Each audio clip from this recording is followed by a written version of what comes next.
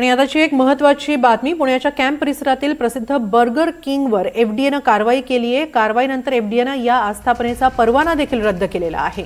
खाद्यपदार्थांसंदर्भात गंभीर त्रुटी आढळल्यामुळे ही कारवाई केल्याचं समोर आलंय।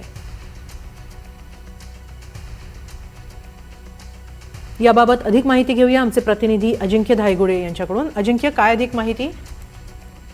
सध्या ह्यामध्ये जर आपण पाहिलं तर राज्यभरात एफडीए कडून छापेमारी सुरू आहे। वेगवेगळ्या आस्थापनांची तपासणी केली जाते आणि त्या तपासणीत काही त्रुटी आढळल्या तर थेट परवाना निलंबित केला जातोय।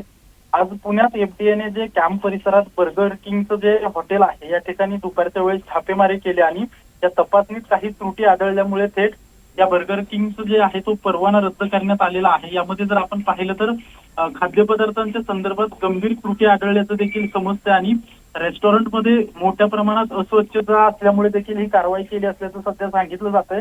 अधिकाऱ्यांची टीम त्या ठिकाणी दाखल झाली होती।